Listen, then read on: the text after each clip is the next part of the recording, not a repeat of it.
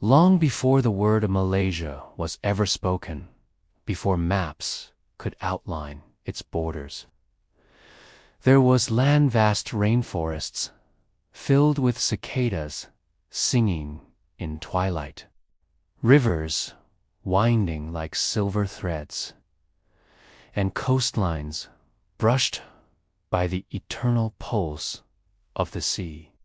This land was already alive with people, with memory, with footsteps that would echo down the ages. Our story drifts first into the mists of prehistory, where the earliest humans settled. In the deep caverns of Borneo, in the Naya caves, archaeologists discovered remains more than 40,000 years old. An ancient human skull resting beneath layers of time. Cool stone walls glistening with moisture. Torchlight flickering across handprints and ash. Shadows whispering of long-forgotten rituals. Nearby in the Langong Valley of Perak, another world of discovery, unfolded stone tools, bones. Traces of hearthsproof that humans have called this land home for tens of thousands of years. These were people who lived with the rhythm of nature. They followed the migrations of animals, fished along the coasts, gathered fruits from towering tropical trees. Their descendants are remembered today in the Orang Asli, the indigenous peoples of peninsular Malaysia, whose traditions still whisper of a world before kingdoms and cities. The Orang Asli's stories, passed from voice to voice, speak of spirits within rivers, of mountains that watch, of forests that breathe. Each tree, each bird, each stream carried meaning. For them, the rainforest was not simply a place of survival, but a living, breathing relative. As the centuries flowed onward like a calm river, another wave of people arrived. From distant islands and coastlines, Austronesian seafarers set sail upon outrigger canoes, guided by stars and the steady pull of ocean currents.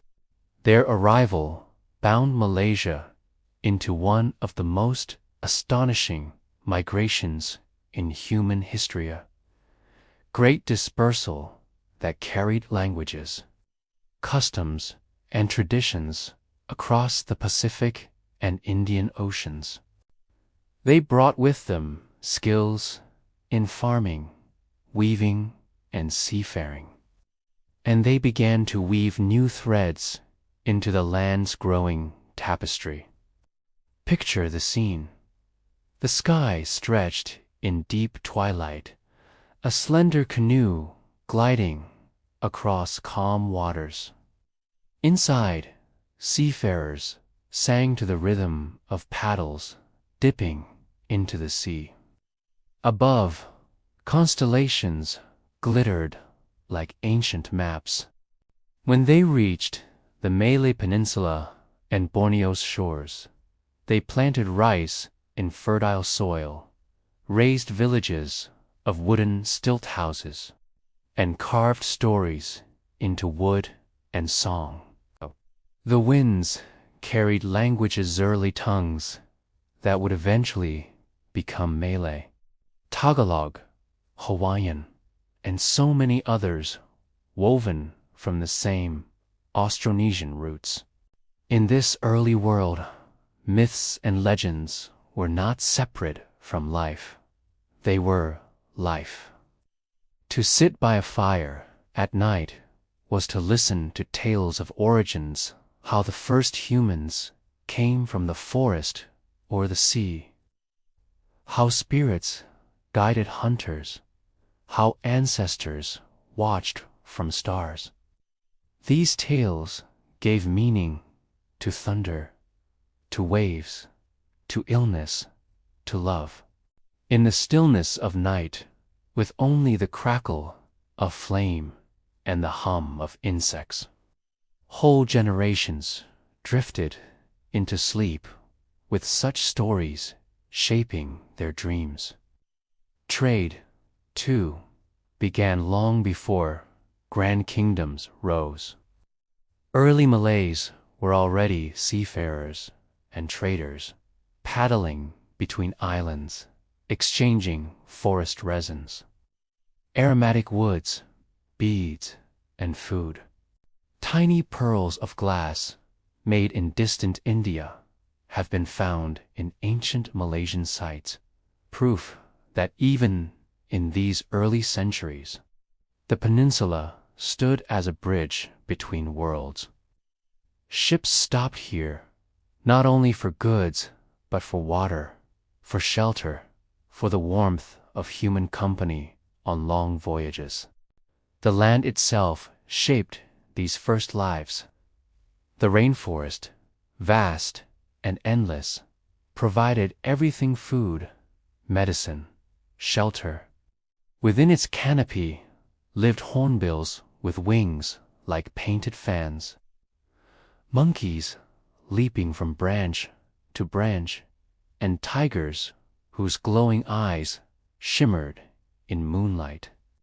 Rivers carved paths through the green, and along their banks small communities fished, sang, and thrived. The sea, too, shaped their days.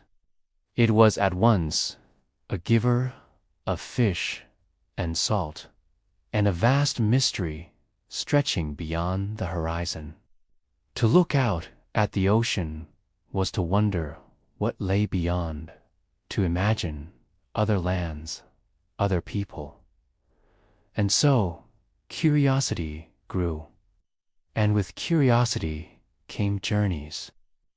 Yet, even in the earliest centuries, the land of Malaysia was never isolated. It sat like a jewel at the center of seas between the Indian Ocean and the South China Sea, between great civilizations of India and China. Every wind that blew across its shores carried whispers from afar: Sanskrit prayers, Chinese silk, Arabian spices. Even before great kingdoms rose, Malaysia's destiny as a crossroads of culture was already quietly written in the sand. But for now, let us linger in this ancient world, when time itself seemed slower, softer, and life was measured by the rhythm of nature.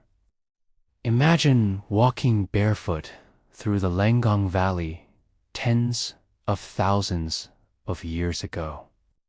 The earth beneath you is damp from the rains, the forest alive with calls of cicadas.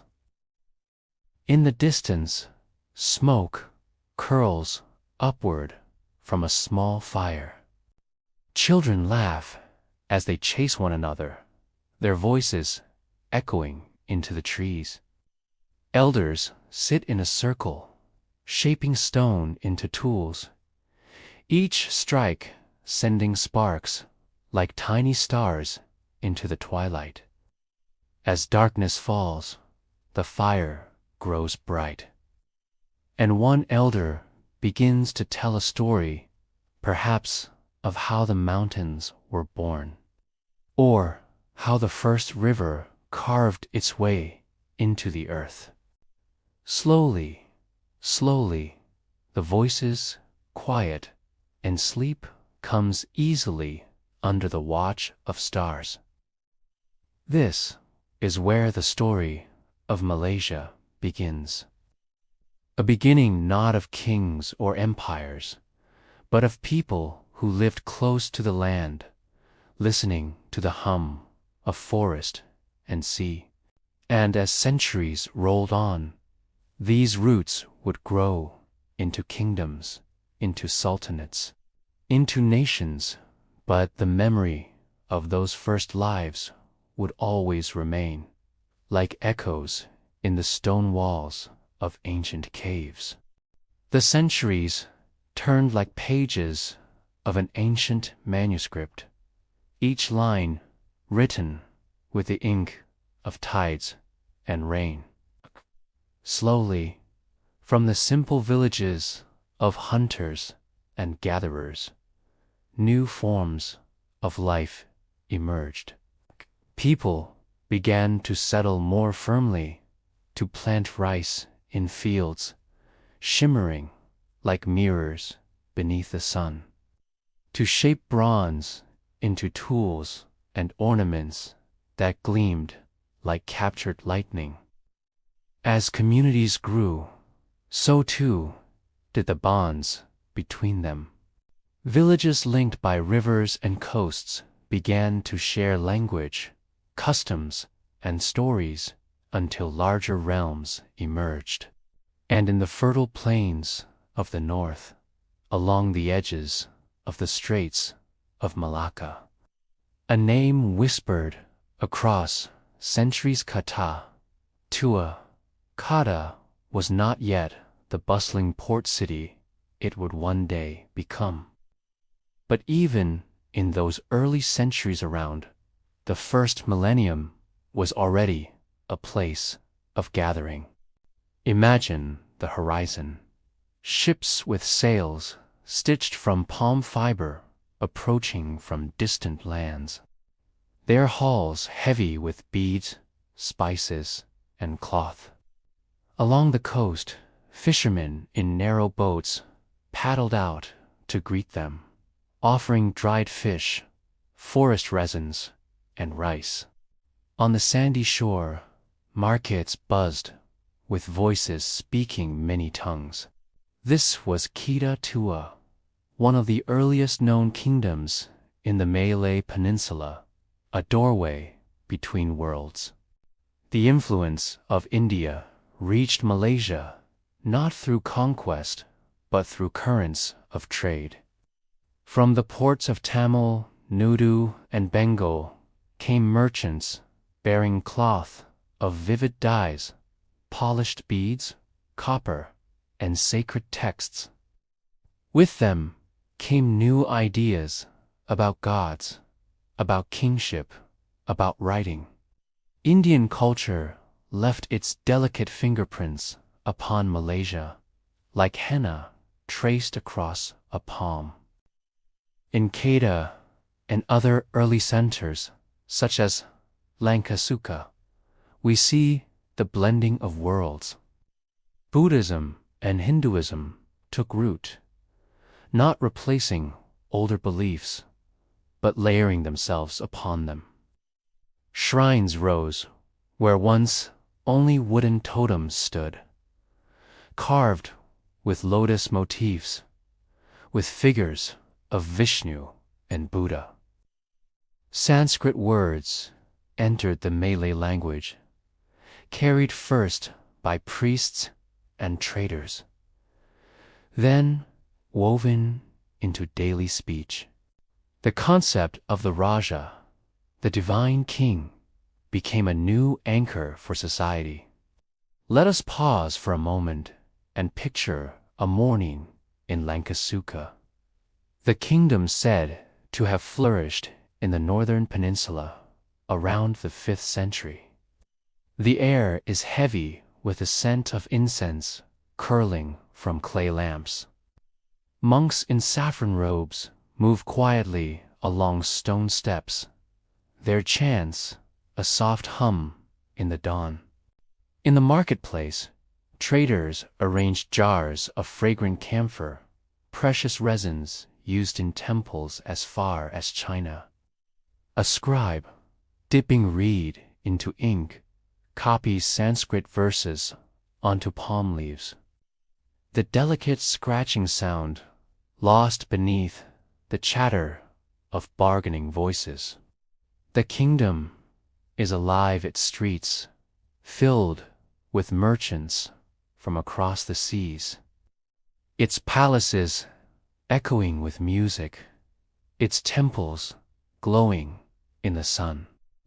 These kingdoms were not vast empires like Rome or China, but rather small, shining pearls along the coastline, connected by the string of maritime trade.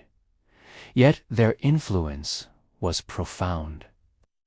Through them, the Malay Peninsula became known across Asia as a place of abundance, a crossroads where goods and beliefs mingled freely.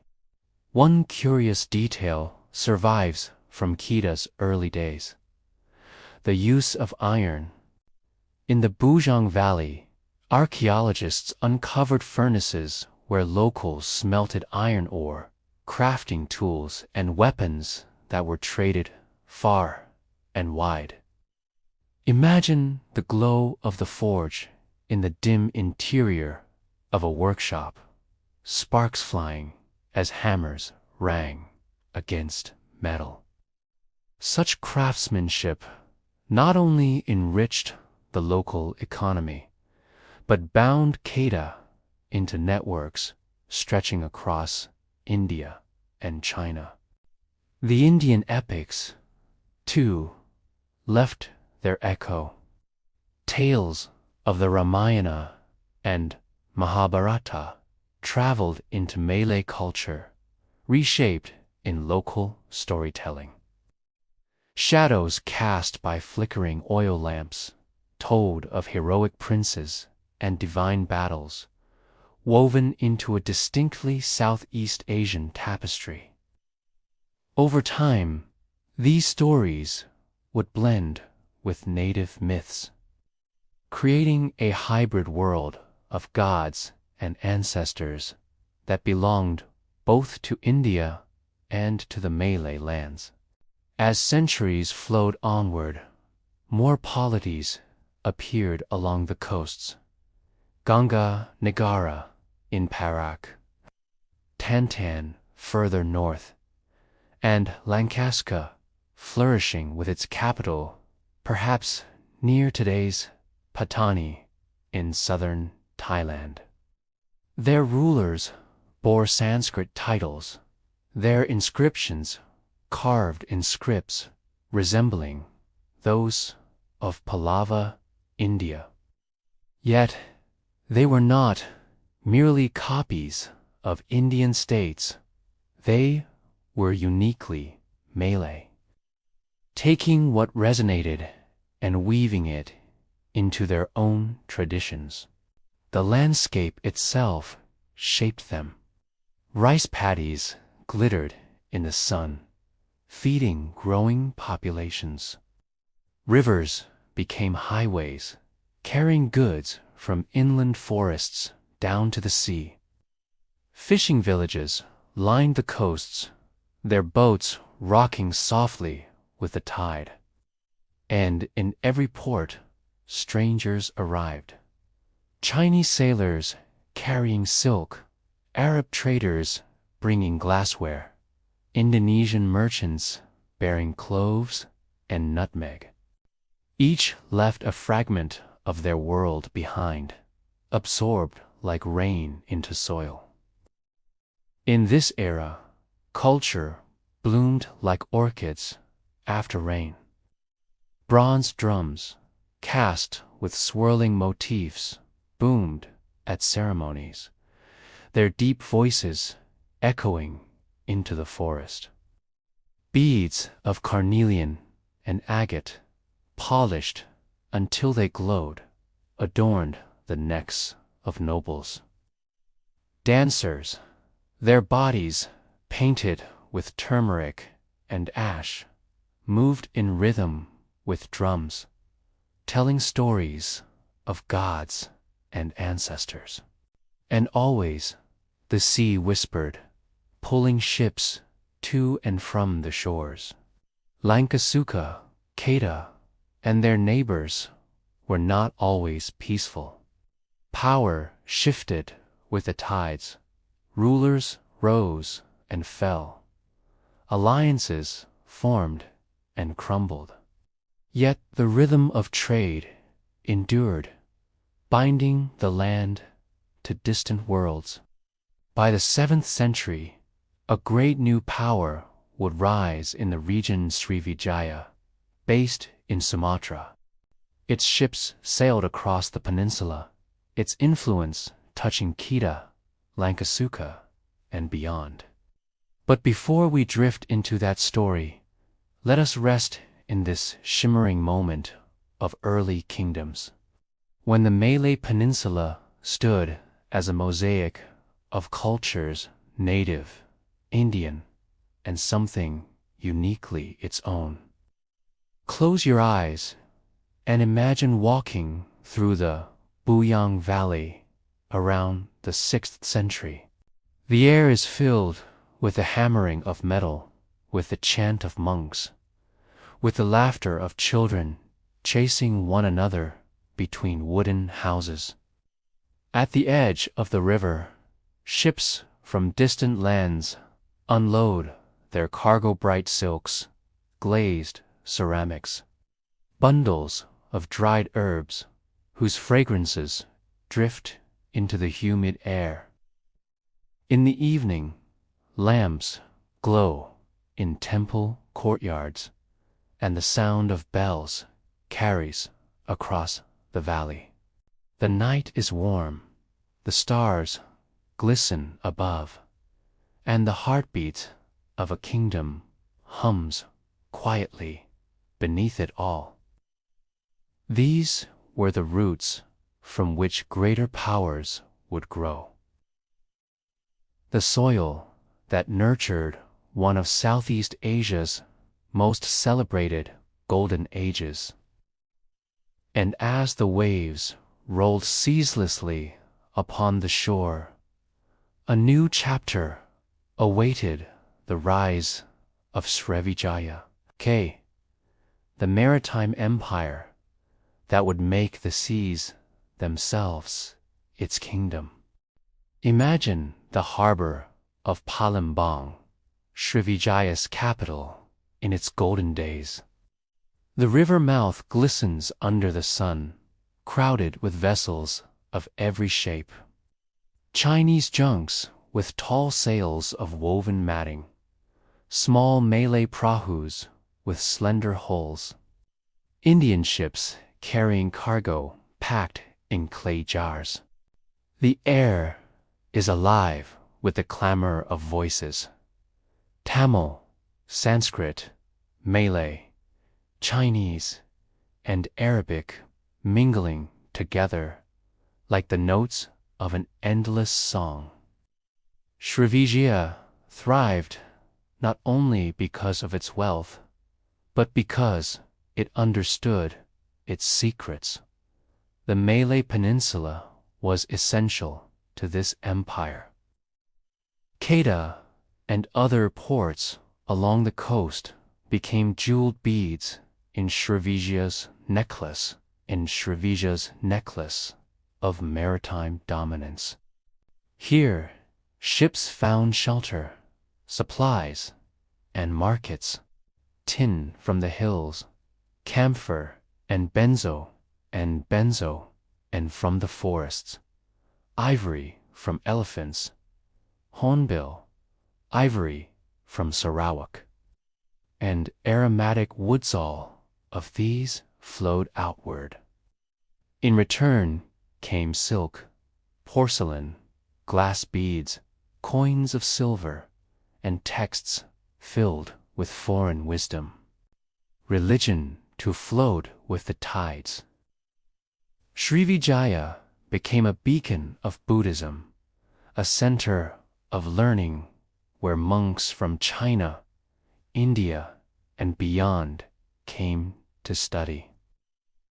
Imagine a monastery near the river, its halls shaded by tall trees, the sound of gongs rolling through the air.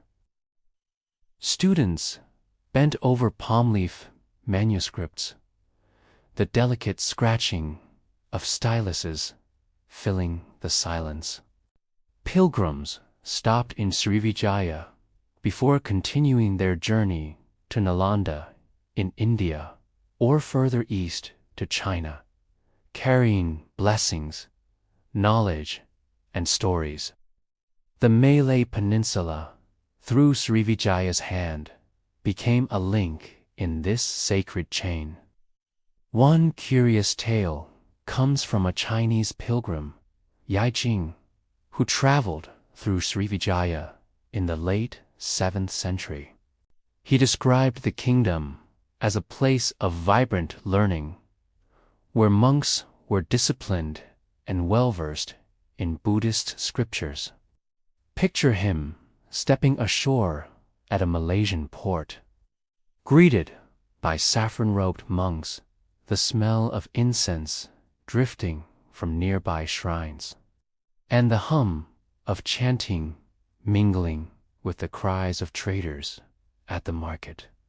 Such was the fusion of the sacred and the worldly in this time. As Srivijaya grew, so too did its influence upon daily life in the Malay Peninsula. Rulers took Sanskrit titles and Buddhist rituals.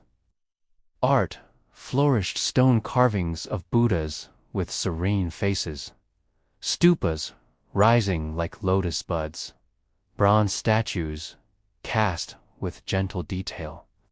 Yet, beneath these layers of imported culture, the pulse of native traditions remained, like the steady drumbeat beneath flowing melodies. Fishermen still whispered to the sea before casting their nets. Farmers still honored the rice spirit, and elders still told stories of forest guardians by firelight. For centuries, Srivijaya's power held firm, but power, like the tide, always shifts. By the 13th century, new winds carried change across the archipelago. From the island of Java, another great kingdom rose, the Majapahit Empire. Its banners stretched across much of modern-day Indonesia and reached into the Malay Peninsula. The world was changing once more, and with it, Malaysia's role in the dance of empires. Majapahit, unlike Srivijaya, was as much a land power as a sea power. It ruled with alliances, with tribute, with a complex system of vassals. The Malay Peninsula became one of its many jewels, though not always willingly. Local rulers often balanced between acknowledging Majapahit's suzerainty and maintaining their own authority. The empire's chronicles, such as the Nagara Kratiga, spoke of lands across the seas including Kedah, Kelantan, and Terengganu as parts of Majapahit's wide domain. Picture, if you will, a Majapahit envoy arriving in a Malay court. The hall is filled with carved wooden pillars, the air thick with a fragrance of sandalwood. Musicians play gongs and drums as nobles gather, their sarongs dyed in rich batik patterns. The envoy bows, presenting gifts, perhaps gold along, with the expectation of loyalty. The Malay ruler accepts, but behind the smile is calculation, for loyalty in this age was as shifting as the winds. Yet the influence of Majapahit was not only political. Cultural currents flowed again, bringing with them new forms of art, theater, and literature. Wayang Kulit, the shadow puppet theater that told stories of gods and heroes spread through the region, its flickering figures dancing against white cloth screens. Gamelan music gongs, madalons, flutes echoed in Malay courts, blending with local traditions to create new harmonies. The Malay Peninsula absorbed, adapted, and reshaped each influence into something uniquely its own. It was also during these centuries that the Malay language itself began to crystallize to the form that would later become the lingua franca of the region. A simple, adaptable tongue, Malay spread along trade routes, spoken by sailors, traders, and rulers alike. While Sanskrit and Javanese scripts adorned royal inscriptions, Malay became the voice of the people. Flowing across islands and peninsulas, uniting diverse communities in a single, gentle rhythm of words. As the sun set on Srivijay's glory and Majapahit's banners fluttered over the seas, a new force quietly gathered on the horizon. From distant lands to the west, Arab and Persian traders sailed in growing numbers, their ships laden with spices, textiles, and silver. They brought with them not only goods, but a faith Islam that would soon transform the very heart of Malay culture. But before we drift into that chapter, let us rest once more in the atmosphere of this era. Picture a port town along the peninsula in the 14th century. The tide rolls in softly, carrying vessels from Sumatra, from Java, from China. Lanterns flicker along the shore, casting golden paths across the water. In the distance, a temple bell rings, while from a nearby house comes the muffled laughter of children. A storyteller sits by the fire, holding up leather puppets against a screen, the shadows moving in rhythm with the music of drums. The audience leans closer, eyes wide, hearts drawn into the mythic tales of gods and warriors. Above them, the night sky stretches. Vast and star-strewn, the same sky that had watched over the first settlers in the caves of Naja. The same sky that would soon watch as a new age dawned, the age of Malacca and Islam. At first, Islam arrived as a guest, spoken in the hushed prayers of sailors at sunrise.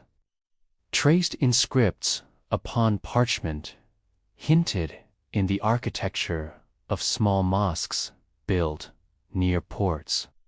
Slowly, it began to entwine itself with the Malay world. The merchants who prayed by the shore were respected for their honesty, their skill, their generosity.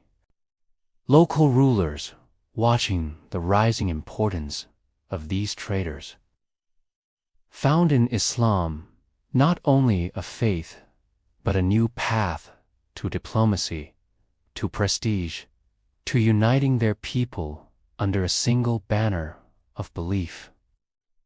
One by one, coastal communities embraced the faith. The call to prayer began to mingle with the cries of the market, the soft ringing of bells from Buddhist shrines, now joined by the rhythm of Quranic recitation. Yet Islam did not erase the past. It flowed into it, blending with older traditions in a harmony unique to the Malay world. Spirits of rivers and forests were still honored. But now, prayers to Allah framed the lives of fishermen, farmers, and rulers. And then, in the early 15th century, a kingdom rose that would become the heart of this new era. Its name glowed across seas like a beacon, Malacca. The story of Malacca begins with a Prince Parameswara, said to be of Palembang in Sumatra. Legend tells us he fled from enemies and found refuge along the mouth of a river on the Malay Peninsula. As he rested beneath a tree, he witnessed a mousadeer, small and delicate, turning back to fight off a hunting dog. The sight struck him deeply, the strength of the small in resisting the mighty hand. He took it as a sign. Here, on this shore, he would build his kingdom. He named it Malacca, after the tree that shaded him. From that moment, Malacca blossomed like a lotus in still water.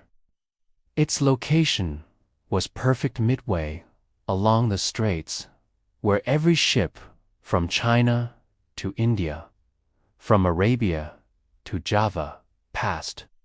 Traders found safe harbor there, protected by a well-ordered system of laws. In time, Malacca became not just a port, but the greatest maritime emporium of Southeast Asia, where goods, languages, and beliefs mingled in dazzling abundance. Picture a day in Malacca's harbor during its golden age. The dawn light touches hundreds of ships, their masts bristling against the sky. Dockworkers unload bales of silk from China, bundles of nutmeg and cloves from the Moluccas, carpets from Persia, horses from Arabia, gold dust from Sumatra. The air is thick with the scent of spices, sweat, and salt. In the market streets, voices weave together in a chorus meal. Tamil, Cantonese, Persian, Javanese, Portuguese. Everywhere, color. Sarongs dyed in indigo, silks shimmering in crimson and gold, beads glinting in sunlight. And above this bustle, the palace stands, its wooden halls painted and carved. The Sultan's court alive with music, diplomacy, and ritual. It was here that Islam truly rooted itself in Malay culture. Malacca's rulers embraced the faith fully, becoming sultans, their power sanctified by religion. The court adopted Islamic law, blending it with older customs into what became the laws of Malacca, remarkable legal code that guided trade, justice, and society. These laws, copied and adapted by later kingdoms, became one of the cornerstones of Malay governance.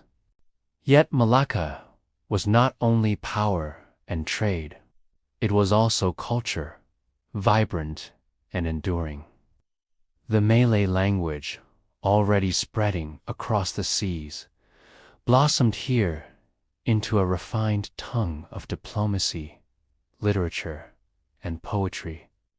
Court poets composed pantun-short, rhythmic verses filled with metaphor and emotion recited softly at gatherings lit by oil lamps.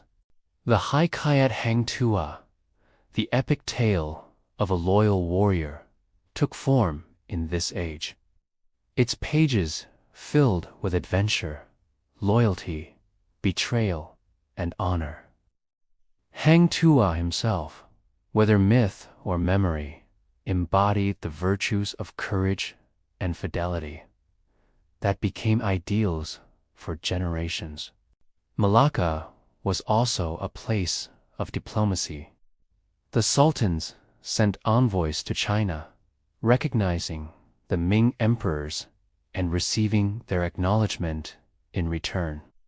In turn, Chinese Admiral Zheng He visited Malacca during his grand voyages in the early 15th century. Imagine his fleet, dozens of massive treasure ships, their sails towering like cliffs, entering the Malacca harbor. Locals watched in awe as these ships unloaded silks, porcelain, and rare animals. Zheng He's presence reinforced Malacca's place as a trusted ally and a jewel in the Ming world order. Yet with prosperity came envy. Other powers, too, desired control of the straits. The Portuguese, driven by dreams of wealth and the spread of Christianity, watched Malacca with hungry eyes. In 1511, their ships, bristling with cannons, stormed the harbor. The Sultan's warriors fought bravely, arrows flying, drums booming across the battlements. But the thunder of gunpowder was stronger. Malacca fell. Its sultan fled, carrying with him the flame of sovereignty, which would spark new sultanates elsewhere. Perak, Pahang ensuring that Malacca's legacy never died. Still, in memory, Malacca shone. Its laws, its language, its literature, its embrace of Islam all would outlive its walls of wood and stone. Even in defeat, the Malacca Sultanate gave birth to a cultural foundation that would define Malay identity for centuries. Now, close your eyes and drift into the Malacca of its golden hour. The marketplace glows in lamplight, the murmur of many tongues weaving together into a lullaby of trade. At the palace, Hang Tuah kneels before his sultan, his heart heavy with loyalty. In the harbor, ships sway gently with the tide, their sails folded, their decks quiet, and overhead the stars shine upon a city at the height of its glory, a city whose memory still lingers in every Malay word spoken today. The Portuguese made Malacca their fortress. Picture the change. Wooden palaces replaced by stone bastions. Watchtowers rising against the tropical sky. Cannons pointing outward across the waves. Churches rang their bells where once the call to prayer had drifted. The Portuguese sought to control not just the city, but the flow of spice and trade through the straits. Their ambition was vast: to command the routes of cloves and nutmeg, to break the old patterns of trade that linked Arabs, Indians, Malays, and Chinese. Yet, the Portuguese never fully owned the land. Outside the walls, resistance simmered. The Johor Sultanate rose as Malacca's heir, its rulers determined to preserve Malay power. In Isa, across the straits In Sumatra, Muslim kingdoms armed themselves with Ottoman cannons and fought fierce battles against Portuguese fleets. Along jungle paths and river banks, Malay warriors struck quickly, then vanished back into the green silence. The Portuguese controlled the harbor, but the spirit of the land slipped through their fingers like water. Time passed, and with it came new rivals. In the 17th century, Dutch ships appeared sleek, disciplined, their sails painted with the orange of the Netherlands. The Dutch East India Company, the VOC, coveted Malacca, not for faith, but for profit. In 1641, after decades of maneuvering and alliance with Johor, the Dutch stormed Malacca.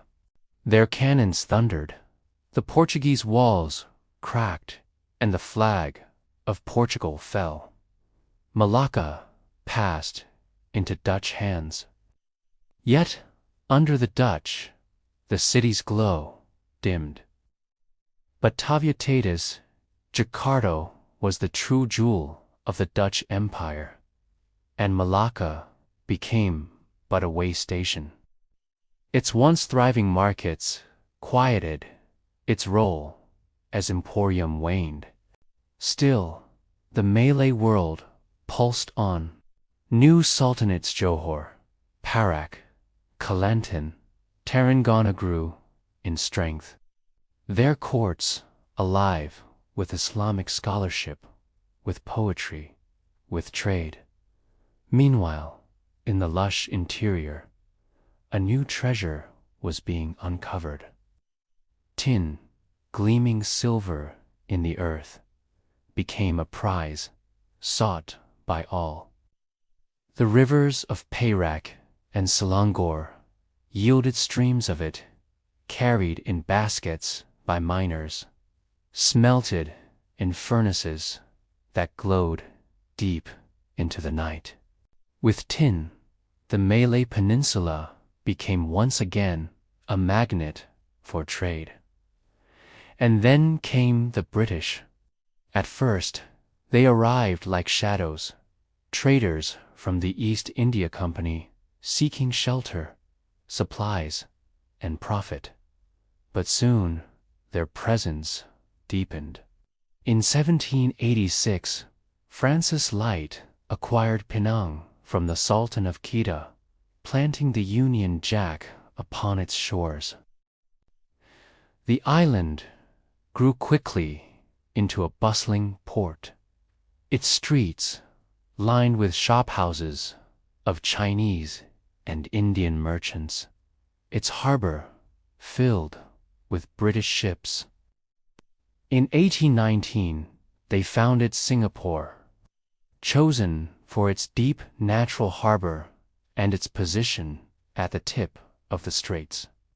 Here, under the vision of Sir Stamford Raffles, Singapore bloomed. Within a few years, it thrummed with life Malay fishermen casting nets by dawn, Chinese coolies unloading sacks of rice, Indian clerks bending over ledgers, British officers pacing with brass buttons gleaming. Singapore became the beating heart of British trade, drawing energy away from old Malacca. In 1824, the Anglo-Dutch Treaty divided the archipelago between the two powers. The Dutch claimed Sumatra and the islands to the south, the British, the Malay Peninsula, and Singapore. This line, drawn by foreign pens, shaped Southeast Asia's destiny. By the mid-19th century, the British Straits, settlements, Thingnung, Malacca, Singapore, were firmly in their grip. The hum of commerce filled these cities. Rubber trees soon followed, planted in neat rows across the land, their sap harvested by workers in dawn's soft light. Rubber, along with tin, bound Malaysia ever more tightly into the global economy. Yet, the colonial story was not only about ports and profits. It was also about people. Waves of migrants arrived under British rule. Chinese laborers drawn to tin mines in Perak and Selangor. Indian workers brought to tap rubber and build roads. Arab and Indian merchants weaving themselves into the fabric of towns.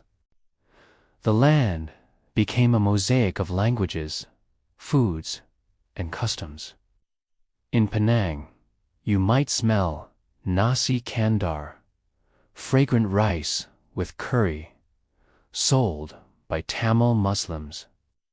In Malacca, Peranakan families blended Chinese and Malay traditions into a culture of colorful houses, embroidered kabaya, and spicy Nyonya dishes. Still, for the Malays, colonial rule brought both change and unease. Sultanates remained, their rulers cloaked in ceremony, but real power often lay in the hands of British advisors. Laws were reshaped, land restructured, traditions pressured by foreign administration. Resentment simmered, sometimes quiet, sometimes erupting in defiance. Local chiefs resisted taxation. Miners clashed with British-backed companies. And whispers of rebellion stirred in the kampungs. Let us pause and picture a night in 19th century Perak. The air is heavy with humidity. The jungle humming with cicadas. A storyteller lifts his voice, recounting tales of hang tuah, of loyalty and resistance. Around them, lanterns flicker, and the sound of distant drums drifts from a village. Above, the stars glitter, unbothered by empire, watching as history unfolds below. The colonial tide deepened further. The Pankar Treaty of 1874 brought Perak under formal British control, setting a pattern that spread across the peninsula. One by one, states came under British protection. Their autonomy narrowed. The federated Malay states emerge: Perak, Selangor, Nagar, Sembilan, and Pahang bound together under British administration. Railways cut through jungle, linking mines to ports. Telegraph wires stretched across valleys. The hum of modernity mingled with a rustle of palm leaves. And yet, amidst this transformation, Malay culture endured. Friday prayers still filled the mosques. The Quran still recited beneath the oil lamps. Pantun still whispered in the night air. Resistance never fully ceased. In Kelantan, in Pahang, in Terengganu, uprisings flared, reminding the British that the land's spirit could not be easily subdued. Thus, the colonial centuries unfolded a patchwork of foreign control, economic change, migration, and quiet resilience. The Portuguese had come with faith and fire, the Dutch with commerce and discipline, the British with industry and empire. Yet through it all, the Malay world breathed, adapted, endured. And as the 19th century waned and the 20th dawned, darker clouds gathered. The world itself shifted toward war, and with it, the Malay Peninsula would be thrust into new Japanese occupation. The struggle for independence, the dream of a nation yet to be born. When the tide reached Malaya, it was swift and merciless. Japanese troops stormed ashore in Kota Baru, their bicycles rolling silently down jungle tracks, their planes darkening the sky. The British defenses, long complacent, collapsed under the sudden assault. Within weeks, strongholds crumbled. By February 1942, Singapore, the so-called Gibraltar of the East, had fallen. A fortress thought unbreakable was surrendered. Its gates opened under the weight of Japanese arms. And so, Malaya entered a new chapter. The Union Jack was lowered, and the rising sun rose in its place. The Japanese occupation was harsh and heavy. Food grew scarce. People whispered of executions carried out in silence, of informers prowling in the night. Yet, within the suffering, resistance grew. The Malayan people's anti-Japanese army took shape in the jungles, a guerrilla force fueled by determination. Men and women, many of them from Chinese communities, slipped through the forests, striking at Japanese patrols, then melting back into green shadows. Villagers risked their lives to offer food, shelter, and whispers of information. The jungle itself seemed to shield them, its vast canopy hiding the quiet heartbeat of rebellion. When the war ended in 1945 and the Japanese surrendered, relief swept through the land. But the joy of liberation was quickly tempered. The British returned, seeking to reassert their authority. Yet something had changed. The aura of invincibility that once surrounded the empire was gone. People had seen its weakness, and the dream of self-rule stirred stronger than ever. The British attempted to reshape governance through the Malayan Union in 1946, a centralized system that reduced the Sultan's powers and expanded citizenship to non-Malays. But this move ignited fierce opposition. The Malays, bound by loyalty to their rulers and anxious about the erosion of their identity, rose in protest. From these protests, the United Malays National Organization UMNO was born, a political force that would carry the banner of Malay nationalism. The British adjusted, replacing the Union with the Federation of Malaya in 1948. The Sultans regained their symbolic positions, and citizenship became more tightly controlled. Yet, at the same moment, another storm began. That same year, the Malayan emergency erupted, a long struggle between colonial authorities and communist insurgents, many of whom had roots in the resistance against the Japanese.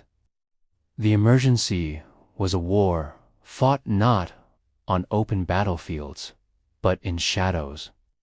Guerrillas slipped through the jungles, their rifles wrapped in cloth to muffle sound. British and Commonwealth forces responded with fortified villages, barbed wire, and helicopter patrols.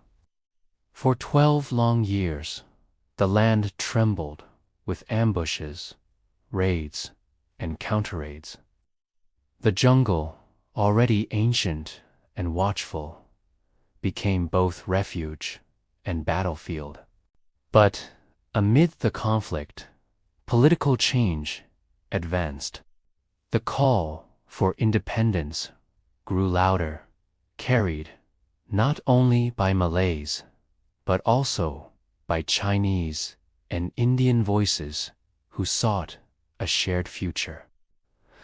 Leaders began to imagine a nation woven from diversity, tapestry of cultures, bound by a common home. By the 1950s, negotiations gathered pace.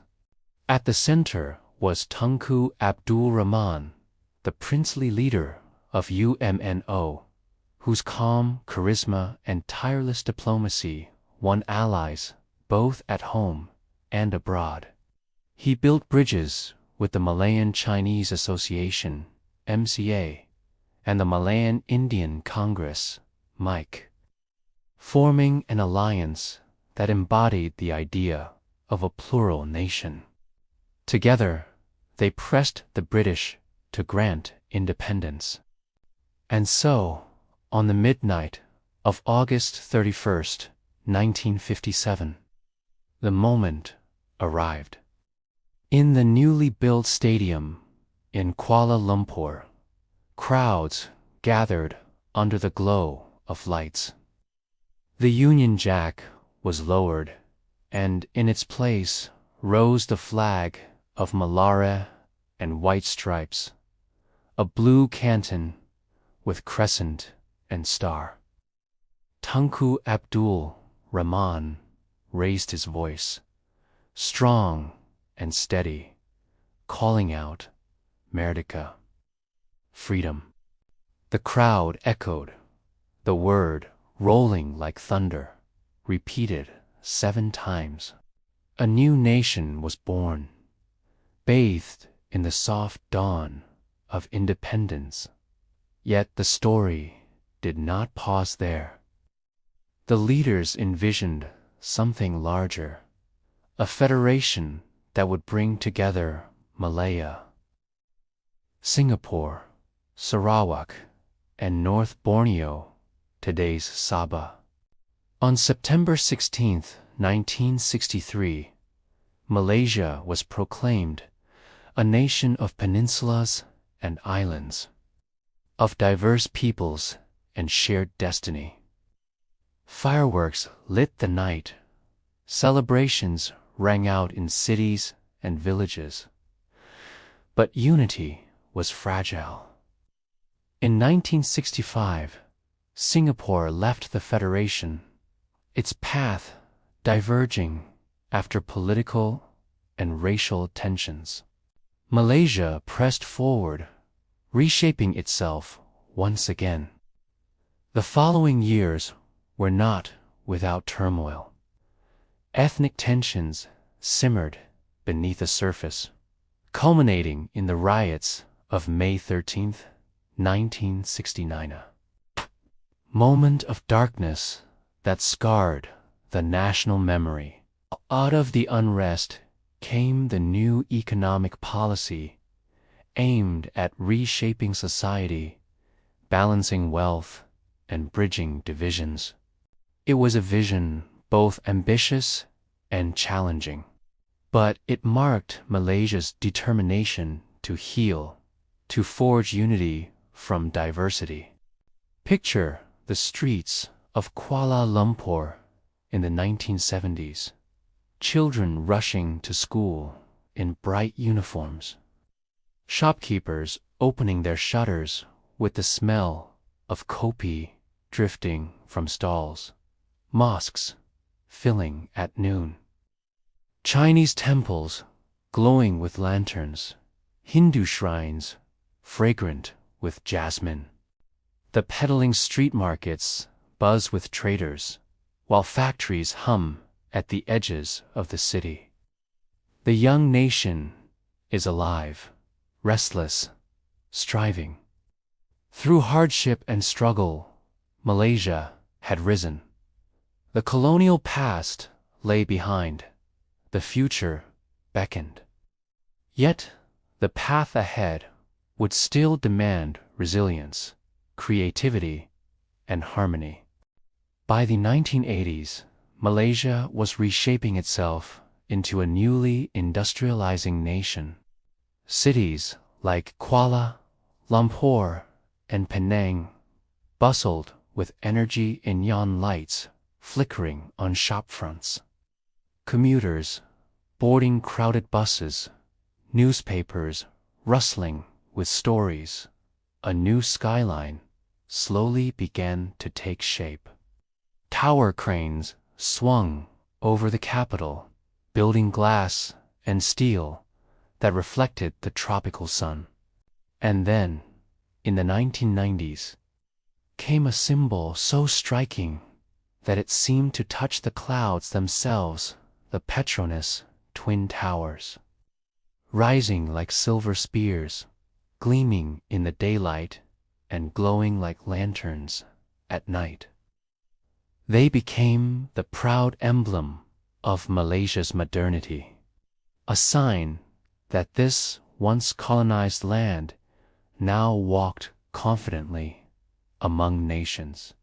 But modern Malaysia is not only about buildings and economy, it's about people.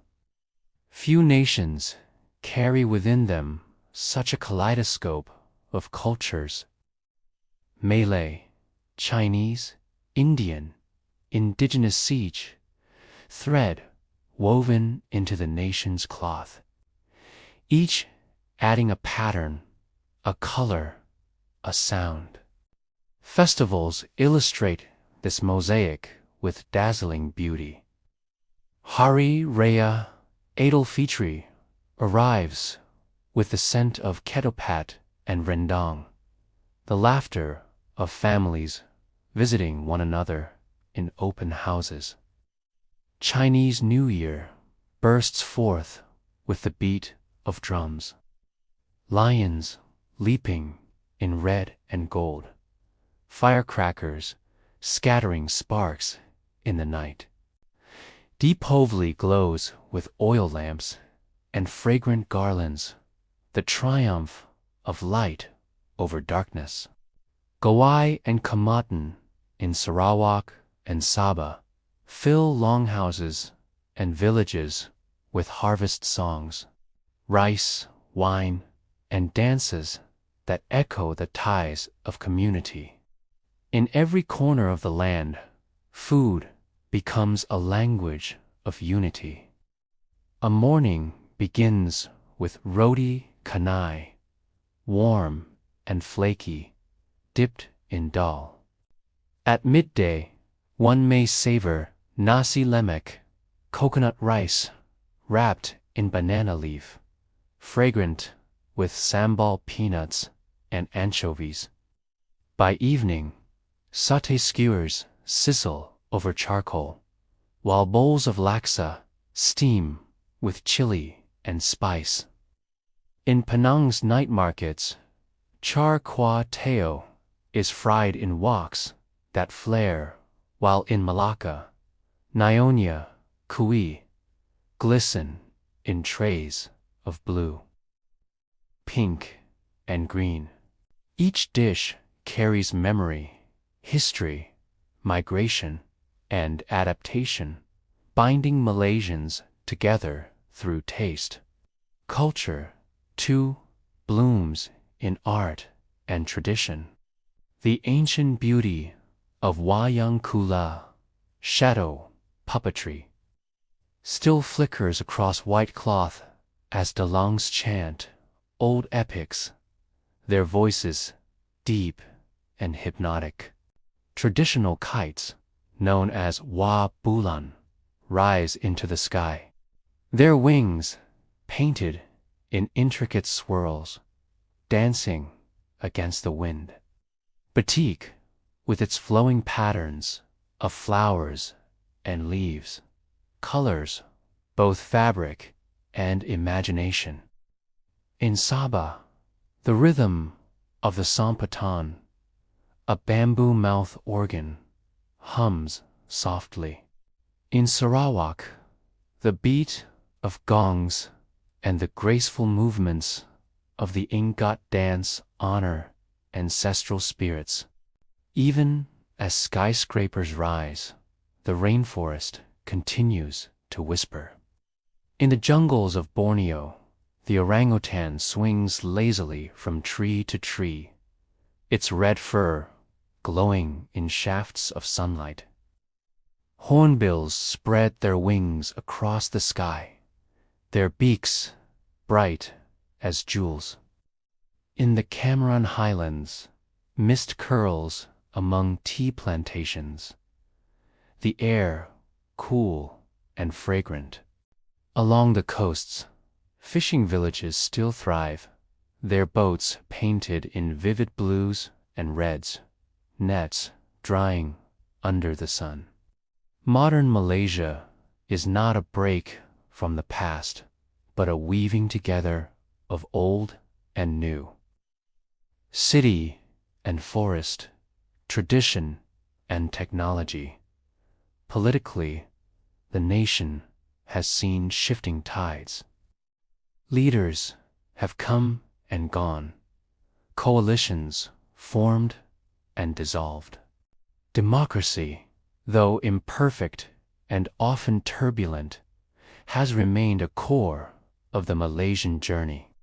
The people's voices, expressed through ballot boxes, protests, and debates, shape the land's path forward. Education, too, has grown as universities spread across the land. And students from villages and cities alike pursue knowledge in halls that echo with languages of many origins. Science, literature, and art all flourish with Malaysian authors, filmmakers, and inventors carrying their voices onto the global stage. But perhaps what makes modern Malaysia most unique is the way it continues to hold memory. In Malacca's old town, the echoes of Portuguese, Dutch, and British architecture still stand. Christ Church with its red walls, the Famosa Gate, the old shop houses where traders once bartered. In Penang, Georgetown glows with lanterns and heritage houses, their wooden shutters creaking in the night breeze. Kuala Lumpur itself is a city where the Masjid Yamik Mosque sits by riverside, its domes shimmering even as trains rumble overhead and office towers stretch beyond. Let us imagine now a night in present-day Malaysia. The streets of Kuala Lumpur are alive with soft golden lights. A night market fills the air with chatter, the sizzle of food, the fragrance of durian drifting from a stall.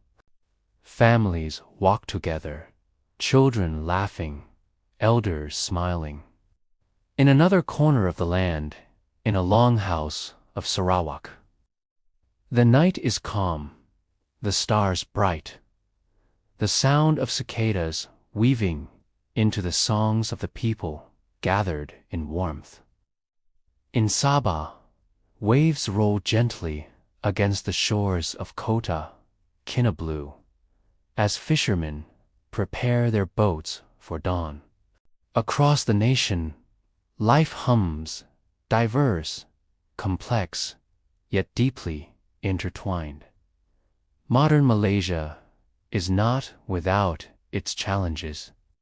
Inequality still lingers, Debates over identity and belonging continue. And the balance between development and nature demands care. Yet the spirit of resilience that has carried this land from prehistory through kingdoms, sultanates, conquests, and independence continues to shine. The people remain the heart of Malaysia, carrying stories, traditions, and hopes into every tomorrow. And so, in this dreamlike journey, we find Malaysia today, living tapestry, ancient and modern, glowing softly under the tropical moon, its history stretching far behind, and its future shimmering just ahead.